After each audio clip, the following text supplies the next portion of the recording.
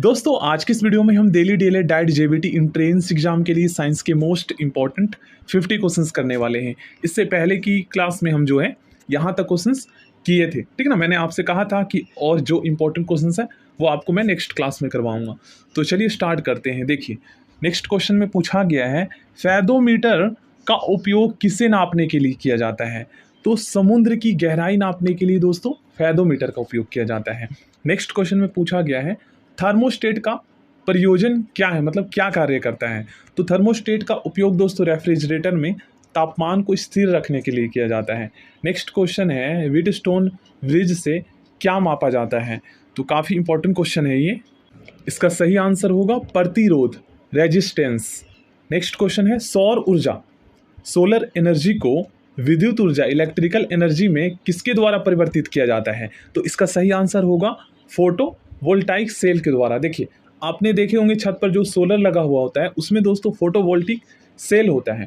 वो जो सेल होता है ना, वो सूर्य की जो हीट होती है उसी के द्वारा जो है सौर ऊर्जा को विद्युत ऊर्जा में चेंज कर देता है, ठीक है ना। नेक्स्ट क्वेश्चन काफ़ी इंपॉर्टेंट है। देखिए ये आपने क्लास 9th में या 10th में आपने पढ़े हैं। डायनेमो में ऊर्जा परिवर्तित होता है, मतलब कि डायनेमो क्या कार्य करता है। तो आप सभी जानते हैं दोस्तों डायनेमो जो है ना, आपने टरबाइन में देखे होंगे। टरबाइन में डायनेमो का इस्तेमाल किया जाता है और जो बड़ी बड़ी बांधें होती है, ब्रिज होती है, वहाँ पर विद्युत का जहाँ पर निर्माण होता है तो वहाँ पर दोस्तों डायनेमो ही लगा रहता है, जिसमें टरबाइन जो है ना यांत्रिक ऊर्जा की सहायता से, मैकेनिकल एनर्जी की सहायता से घूमता है टरबाइन। और वो जो टरबाइन घूमता है ना, तो ये यांत्रिक ऊर्जा को, मैकेनिकल एनर्जी को विद्युत ऊर्जा इलेक्ट्रिकल एनर्जी में चेंज कर देता है। तो इसका सही आंसर क्या होगा, डायनेमो क्या करता है, यांत्रिक ऊर्जा को विद्युत ऊर्जा में चेंज कर देता है। देखिए नेक्स्ट क्वेश्चन में पूछा गया है प्रकाश विद्युत सेल बदलता है। देखिए प्रकाश विद्युत सेल को हम इंग्लिश में दोस्तों फोटोवोल्टिक सेल कहते हैं, ठीक है ना, जो सोलर में लगा हुआ होता है। तो प्रकाश विद्युत सेल क्या करता है, प्रकाश ऊर्जा को विद्युत ऊर्जा में चेंज कर देता है, ठीक है ना। नेक्स्ट क्वेश्चन है रासायनिक ऊर्जा को विद्युत ऊर्जा में परिवर्तित कौन करता है। काफ़ी इंपॉर्टेंट क्वेश्चन है। देखिए रासायनिक ऊर्जा आप सभी जानते हैं बैटरी में जो है केमिकल यूज किया जाता है, तो ये दोस्तों रासायनिक ऊर्जा को विद्युत ऊर्जा में चेंज कर देता है। नेक्स्ट क्वेश्चन है वायुमंडलीय दबाव को मापने के लिए किस यंत्र का उपयोग किया जाता है। तो इसका सही आंसर होगा बैरोमीटर का। नेक्स्ट क्वेश्चन करते हैं पायरोमीटर का प्रयोग किस लिए किया जाता है। तो आप सभी जानते हैं पायरोमीटर का प्रयोग दोस्तों तापक्रम नापने के लिए, ठीक है ना, उच्च तापक्रम मापने के लिए। दाब के मापन के लिए किस यंत्र का उपयोग किया जाता है। तो हमने ऑलरेडी पढ़ रखा है एंड्रॉयड बैरोमीटर, ठीक है ना। नेक्स्ट क्वेश्चन में पूछा गया विद्युत धारा का मापन निम्नलिखित में से किस उपकरण का प्रयोग करके किया जाता है। तो देखिए विद्युत धारा को मापने के लिए जिस उपकरण का उपयोग किया जाता है उसे हम एमीटर कहते हैं। और विद्युत धारा का एसआई मात्रक क्या होता है, एम्पियर होता है, ठीक है ना। झूठ का पता लगाने वाले यंत्र को हम क्या कहते हैं, पॉलीग्राफ, ठीक है ना। नेक्स्ट क्वेश्चन है निम्नलिखित युगों में से कौन सा एक सही सुमेलित नहीं है, ठीक है ना। देखिए फर्स्ट वाले में आप लोग देखेंगे तो ऑडोमीटर के द्वारा वाहनों, देखिए ऑडोमीटर लगा हुआ होता है, आपने देखे होंगे, ठीक ना, बाइक में वाहनों के पहिए द्वारा तय की गई दूरी मापने का यंत्र है, ये बिल्कुल सही है। ऑडोमीटर विद्युत चुंबकीय तरंगों की आवृत्ति मापने का यंत्र है। ऑडियोमीटर ध्वनि तीव्रता मापक की युक्ति है, बिल्कुल सही है। एमीटर विद्युत शक्ति का मापक यंत्र है, विद्युत धारा का मापक यंत्र है, ठीक है ना, शक्ति का नहीं। तो इसका सही आंसर डी हो जाएगा, मतलब सुमेलित ये नहीं है। देखिए विद्युत शक्ति को दोस्तों जिस यंत्र द्वारा मापा जाता है ना उसे हम वॉट मीटर कहते हैं, और विद्युत धारा को जिस यंत्र द्वारा मापा जाता है उसे हम एमीटर कहते हैं। ये आपको पता होना चाहिए। नेक्स्ट क्वेश्चन में कौन सा युग्म सही मिलान है, निम्नलिखित में से कौन से युग्म का सही मिलान है, ये हमें बताना है, ठीक है ना। तो देखिए यहाँ पर पायरोमीटर द्रव का घनत्व, ये बिल्कुल गलत है क्योंकि पायरोमीटर के द्वारा उच्च तापमान मापा जाता है, ठीक है। देखिए सिस्मोग्राफ बिल्कुल सही है। सिस्मोमीटर जिसके द्वारा दोस्तों भूकंप के झटके की तीव्रता को रिकॉर्ड किया जाता है सिस्मोग्राफ के द्वारा, ये सही है और सही ही हमें बताना था। फ्लाइट रिकॉर्डर को तकनीकी दृष्टि से क्या कहते हैं, काफ़ी इंपॉर्टेंट, इसे दोस्तों हम ब्लैक बॉक्स कहते हैं, ठीक है ना। नेक्स्ट क्वेश्चन में पूछा गया उड़ान अभिलेखी का तकनीकी नाम क्या है, काला बॉक्स, ठीक है ना, ब्लैक बॉक्स। वायु की गति निम्नलिखित के द्वारा मापी जाती है। वायु की गति दोस्तों एनीमोमीटर के द्वारा मापी जाती है, ऑप्शन बी। नेक्स्ट क्वेश्चन है टैकोमीटर का प्रयोग किसके मापने के लिए किया जाता है। तो टैकोमीटर का उपयोग दोस्तों घूर्णन गति मापने के लिए किया जाता है।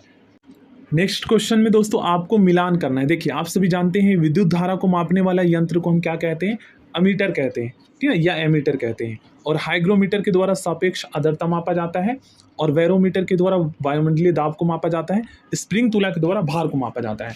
तो इसका सही आंसर क्या होगा? इसका सही आंसर दोस्तों ऑप्शन बी हो जाएगा। नेक्स्ट क्वेश्चन करते हैं। देखिए इसमें भी आपको मिलान करना है।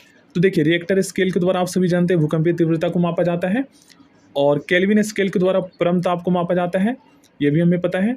देन उसके बाद दोस्तों केल्विन ये तो हो गया।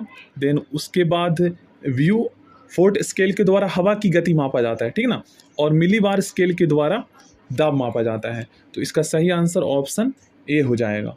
क्वेश्चन नंबर 81 देखिए इसमें भी सेम वैसा ही है। हाइग्रोमीटर के द्वारा आपको पता है आर्द्रता मापा जाता है, ये हमें पता है। देन उसके बाद सिस्मोग्राफ के द्वारा हमें पता है भूकंप की तीव्रता मापा जाता है, और भूकंप की तीव्रता को रिकॉर्ड किया जाता है, ठीक ना। रिएक्टर स्केल अलग है, रिएक्टर स्केल के द्वारा भूकंप की तीव्रता मापा जाता है। वेरोग्राफ के द्वारा वायुमंडलीय दाब को मापा जाता है, और एनीमोमीटर के द्वारा वायु की गति मापा जाता है। तो इसका सही आंसर ऑप्शन डी हो जाएगा। नेक्स्ट क्वेश्चन में सेम वैसा ही है। देखिए भूकंप यहाँ पर सिस्मोग्राफ से मिल जाएगा। अल्टीमीटर ऊंचाई मापने के लिए प्रयोग किया जाता है। प्रतिरोध रेजिस्टेंस ओम द्वारा मापा जाता है, क्लास 10 में आपने पढ़ा है। और विद्युत धारा को जिस यंत्र द्वारा मापा जाता है उसे हम एमीटर कहते हैं। कितना इंपॉर्टेंट क्वेश्चन है आप लोग खुद देख सकते हैं, ठीक ना। क्वेश्चन नंबर 83 बहुत ही ज़्यादा इंपॉर्टेंट है। देखिए एमीटर के द्वारा विद्युत धारा मापा जाता है, ये तो हमें पता है। तो एमीटर यहाँ पर लगाएंगे 4 में। देन उसके बाद दोस्तों टैकोमीटर के द्वारा घूर्णन की गति मापा जाता है, ठीक है ना। और एनीमोमीटर के द्वारा आप सभी जानते ही हैं वायु की गति मापा जाता है। देन उसके बाद पायरोमीटर के द्वारा उच्च ताप मापा जाता है। तो इसका सही आंसर क्या होगा? ऑप्शन बी होगा। नेक्स्ट क्वेश्चन में पूछा गया है ब्लैक होल थ्योरी को प्रतिपादित किसने किया था? दोस्तों ब्लैक होल थ्योरी का प्रतिपादन एस चंद्रशेखर जी ने किया था। गुरुत्वाकर्षण नियमों के आविष्कारक कौन है? आप में से सभी स्टूडेंट जानते हैं आइजैक न्यूटन। देखिए नेक्स्ट क्वेश्चन पूछा गया आपकी क्लास 9 से, लॉ ऑफ फ्लोटिंग सिद्धांत की खोज किसने की थी? आर्किमिडीज ने। देखिए आपके एग्जाम में क्वेश्चंस काफ़ी डीपली पूछे जाते हैं, तो प्लीज़ जो क्वेश्चंस मैं आपको करवा रहा हूँ इन सभी क्वेश्चंस को आप लोग कर लीजिएगा, इन्हें लिख लीजिएगा, ठीक है। और इससे पहले की वीडियो में जो मैंने क्वेश्चंस करवाए हैं उससे भी आप लोग कर लीजिएगा। मोस्ट इंपॉर्टेंट है। विद्युत धारा का चुंबकीय प्रभाव सर्वप्रथम किसके द्वारा अवलोकित किया गया? ऑस्टेड द्वारा, ठीक है ना। भौतिकी में चतुर्थ आयाम का परिचय किसने दिया था? अल्बर्ट आइंस्टीन ने। नेक्स्ट क्वेश्चन है एक प्रकाश वर्ष कितनी दूरी के बराबर होता है? ठीक है ना। एक प्रकाश वर्ष एक लाइट ईयर में कितनी दूरी होती है?